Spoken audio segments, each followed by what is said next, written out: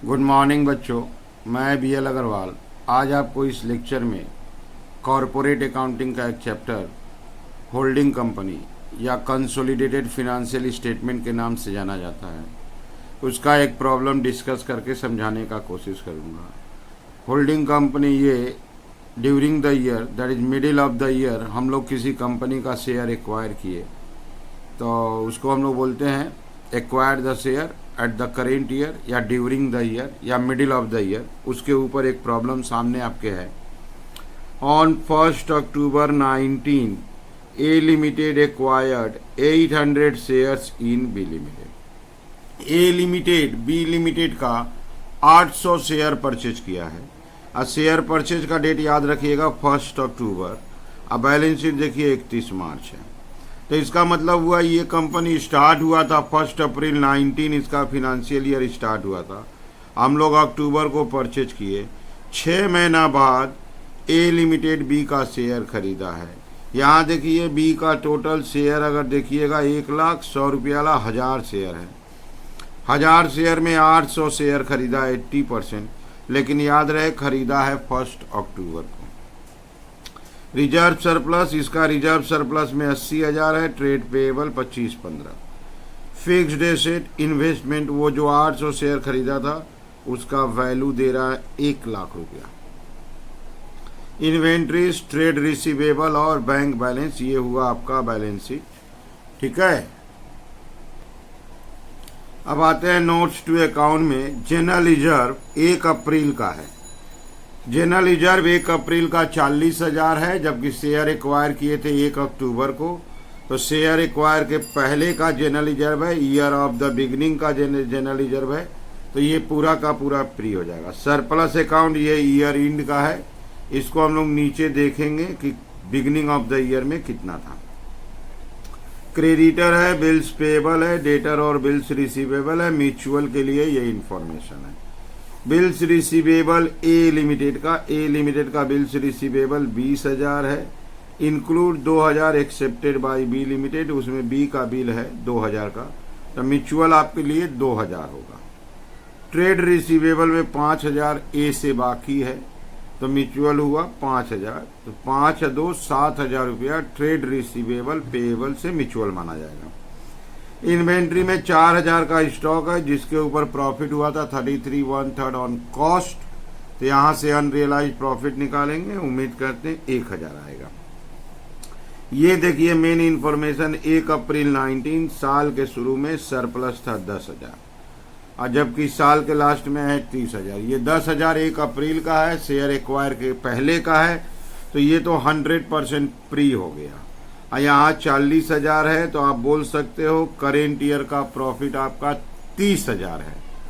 और जब हम लोग शेयर एक्वायर किए थे करेंट ईयर में 6 महीना बाद एक्वायर किए थे, और एक्वायर के बाद 6 महीना बचा हुआ था, तो मंथ के हिसाब से हाफ प्री हाफ पोस्ट होगा। 6 महीना का हिस्सा प्री माना जाएगा और नेक्स्ट 6 महीना का हिस्सा पोस्ट माना जाएगा। मिड ईयर परचेज के क्वेश्चन में करेंट ईयर का प्रॉफिट को प्री पोस्ट में in the ratio of month के रेशियो में डिस्ट्रीब्यूट करते हैं। यहाँ प्री में 6 महीना है, पोस्ट में 6 महीना है, तो करेंट ईयर का प्रॉफिट जो 30,000 है उसको 15-15 6:6 का रेशियो में डिस्ट्रीब्यूट कर देंगे।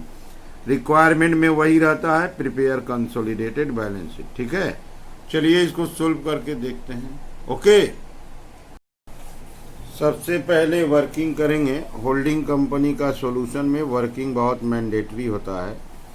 शेयर ऑफ होल्डिंग, हम लोग सब्सिडियरी कंपनी का 1,000 शेयर में से 800 शेयर परचेज किए थे, तो 800 बाई 1000 इंटू 100 80%। अगर 800 शेयर हम लोग खरीदे थे तो 200 शेयर जो रखा था उसको माइनॉरिटी बोलेंगे, तो share of minority 200 by 1000 into 100 20%। तो सबसे पहले 1 number working share of holding share of minority होता है। सामने वाला कंपनी का 1,000 शेयर में से 800 शेयर हम लोग परचेज किए थे ऑन 1 अक्टूबर, तो ये 80% 20% होल्डिंग माइनॉरिटी हो गया। 2 नंबर वर्किंग जो मेन वर्किंग है अपना, analysis of profit. Analysis of profit pre और पोस्ट। हम लोग जिस दिन शेयर एक्वायर किए थे वो ड्यूरिंग द ईयर 1 अक्टूबर था। उसके पहले जितना भी प्रॉफिट है सारा प्री कहलाएगा। जनरल रिजर्व 1 अप्रैल का है, शेयर परचेज के पहले का बैलेंस है, 40,000 है, पूरा प्री। सरप्लस अकाउंट 1 अप्रैल के डेट में नीचे बताया है, उसका बैलेंस 10,000 है, प्री। जबकि बैलेंस शीट में सरप्लस अकाउंट 40,000 है। तो जो करेंट ईयर हुआ, इस बार करेंट ईयर पूरा पोस्ट नहीं होगा, मंथ का रेशियो में जाएगा। तो बैलेंस शीट में 40 है, 10,000 प्री था, तो करेंट ईयर हुआ 30,000 को रेशियो में देंगे 15,000।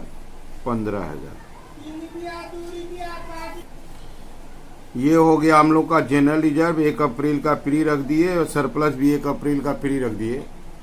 और बैलेंस शीट के अंदर सरप्लस 40,000 था, करेंट ईयर 30,000 हुआ। मेन है करेंट ईयर प्रॉफिट को मंथ के रेशियो में इक्वली बांट दिए। ये हो गया आपका 65,000, ये हो गया आपका 15,000। अब इसमें से हम लोग माइनॉरिटी का हिस्सा उसको दे देंगे। माइनॉरिटी इंटरेस्ट आपका है, माइनॉरिटी इंटरेस्ट 20%। इसका 20% 13,000 होगा, इसका 20% 3,000 होगा।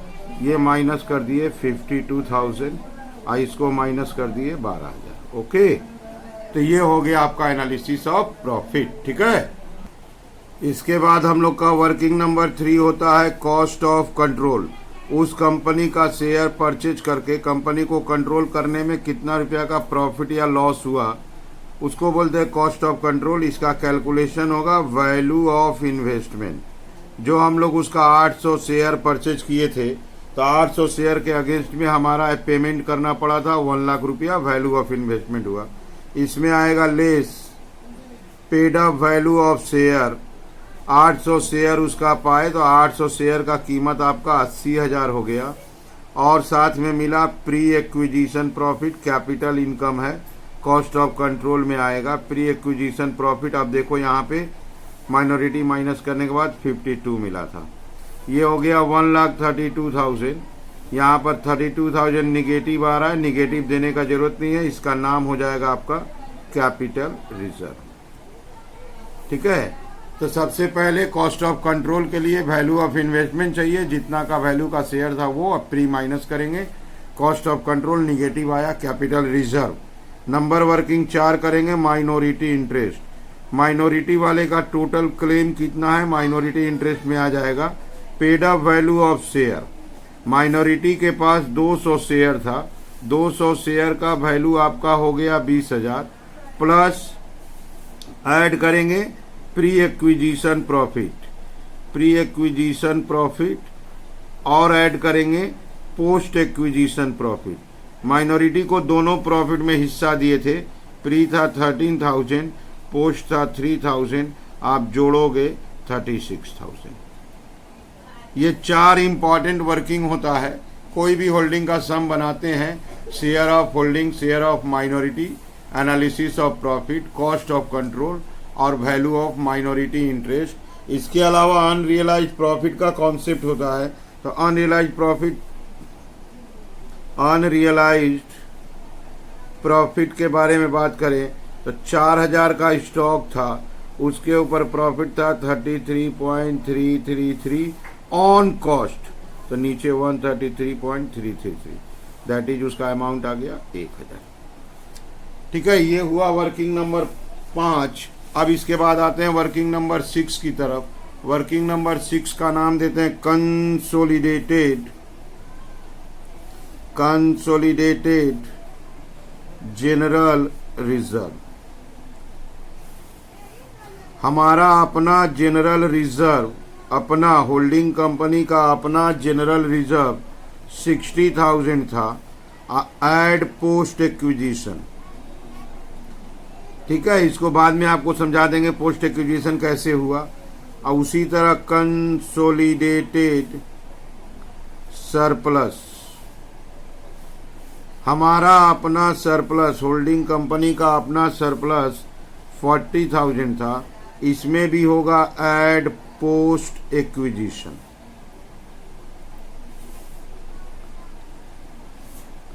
ये पोस्ट एक्विजिशन को थोड़ा ध्यान से समझना जरूरी है कि पोस्ट एक्विजिशन में जनरल रिजर्व कितना, सरप्लस कितना। उसके लिए आप एनालिसिस ऑफ प्रॉफिट को देखिए, पोस्ट में जनरल रिजर्व है ही नहीं तो पोस्ट एक्विजिशन में जनरल रिजर्व को डैश दे देंगे।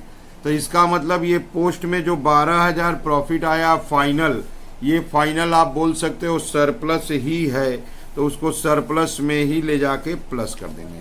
तो यहाँ पर आप देखो कंसोलिडेटेड जनरल रिजर्व, यहाँ पर पोस्ट को डैश दे देते हैं, पोस्ट को डैश दे दिए, इसका टोटल 60 रह गया, इसमें 12,000 दिए, ये हो गया 52,000। इसी से माइनस करते हैं unrealised profit. Unrealised profit balance sheet में स्टॉक से माइनस होगा एंड पीएल से, ये हो गया आपका 51,000। ये 7 वर्किंग मैंडेटरी समझ के चलिए। इसके अलावा बैलेंस शीट बनाना है तो आप अगर नोट्स टू अकाउंट बना लेते हो, नोट्स टू अकाउंट बना लेने से बैलेंस शीट में सुविधा होगा। कुछ बनाइए या मत बनाइए, रिजर्व एंड सरप्लस मैंडेटरी समझिए। सबसे पहले अगर बात करें रिजर्व एंड सरप्लस में, तो general reserve, general reserve working number 6 के हिसाब से हुआ 60,000। सरप्लस अकाउंट वर्किंग नंबर 7 के हिसाब से हुआ 51। कैपिटल रिजर्व आया था, कैपिटल रिजर्व वर्किंग नंबर 3 में आया था, पहले से कुछ था नहीं। कैपिटल रिजर्व आया था आपका 32,000, इसको प्लस कर दीजिए 143,000, ये चला जाएगा बैलेंस शीट में। ऐसे करके धीरे धीरे हम 7 वर्किंग कर लिए, आप एक बार फिर से देख सकते हो। Share of holding minority, analysis of profit, cost of control, minority interest, unrealised profit. Okay, consolidated surplus 7 था, consolidated general reserve, consolidated surplus, और ये बनाए हैं बैलेंस शीट के लिए, बैलेंस शीट में लिखने में सुविधा हो इसके लिए। बैलेंस शीट के लिए 143 निकालिए। ये रहा आपके सामने बैलेंस शीट का format, consolidated balance sheet of A limited. ठीक है, सबसे पहले बैलेंस शीट में आता है इक्विटी एंड लाइबिलिटीज, तो सबसे पहले ले आते हैं equity and liabilities. Equity and liabilities में A number share holders fund, share holder funds में roman 1 share capital. Share capital सिर्फ ए लिमिटेड होल्डिंग कंपनी का लिखा जाता है, होल्डिंग कंपनी का शेयर कैपिटल 2 लाख था। 2 नंबर लाएंगे reserve and surplus. Reserve and surplus का आप बात करो तो उसके लिए नोट्स टू अकाउंट बनाए थे, reserve and surplus 143,000। B number लाएंगे non current liabilities. Non current liabilities में लोन और डिवेंचर आता है, था नहीं। ओके, अब इसके बाद सी नंबर लाएंगे करेंट लाइबिलिटीज। करेंट लाइबिलिटीज में हम लोग का ट्रेड पेएबल्स था, और ट्रेड पेएबल्स में डबल म्यूचुअल था। ट्रेड पेएबल्स अपना था 25,000 फर्स्ट कंपनी ए लिमिटेड का, 15,000 बी लिमिटेड का, और डबल म्यूचुअल था 2 और 5, 7,000 म्यूचुअल था। तो ये हो गया आपका 33,000। अच्छा, माइनॉरिटी इंटरेस्ट इसी कॉलम में आता है। माइनॉरिटी इंटरेस्ट भी लायबिलिटी है। माइनॉरिटी इंटरेस्ट कैलकुलेट किए थे आपका 36,000। ये हो जाएगा लायबिलिटी साइड का टोटल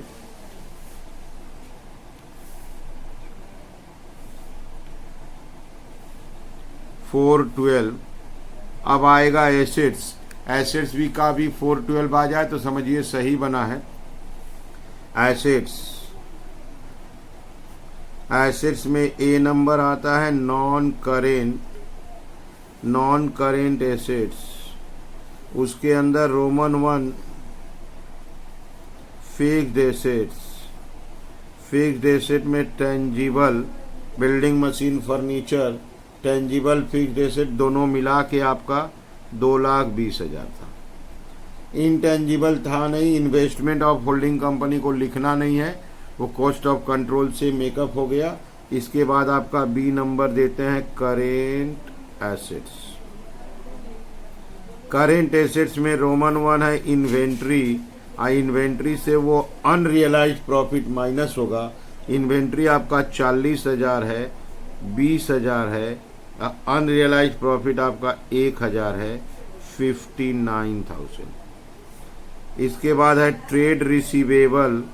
ट्रेड रिसीवेबल से आपका 7,000 माइनस होगा, जो ट्रेड पेएबल से माइनस किए थे वो है आपका 60,000 प्लस 45,000 माइनस 7,000, ये आपका 98,000 हो जाएगा।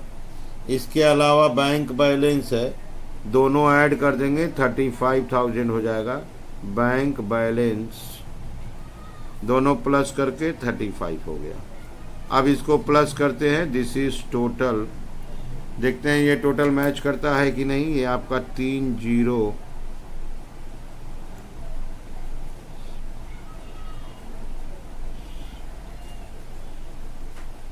यस, यहाँ भी 412 था, यहाँ भी 412 था। तो ये हो गया आपके बैलेंस शीट। बैलेंस शीट में सबसे पहले हेडिंग्स वगैरह लिखना बहुत ज़रूरी होता है। बैलेंस शीट का नाम देते हैं consolidated balance sheet of A limited, date दे दिए। हेडिंग में इक्विटी एंड लायबिलिटीज, उसके अंदर share holder fund, share capital केवल अपना लिखेंगे 2 लाख रुपया था। रिजर्व एंड सरप्लस का नोट्स 2 अकाउंट बनाए थे, 143 था। ट्रेड पेएबल में 7,000 म्यूचुअल था, minority interest. Okay, fixed asset tangible पूरा लिख दिए, इन्वेस्टमेंट को लिखे नहीं, इन्वेस्टमेंट कैंसिल हो गया। इन्वेंट्री से अनरियलाइज, ट्रेड रिसीवेबल से म्यूचुअल माइनस कर दिए, दोनों टोटल मिल गया। ठीक है, वीडियो को पॉज करके आप लोग क्वेश्चन को लिख लीजिए, मेरे साथ धीरे धीरे सॉल्व कीजिए। उम्मीद करते हैं आपको 100% समझ में आ जाएगा। ठीक है, ओके, थैंक यू, बाय।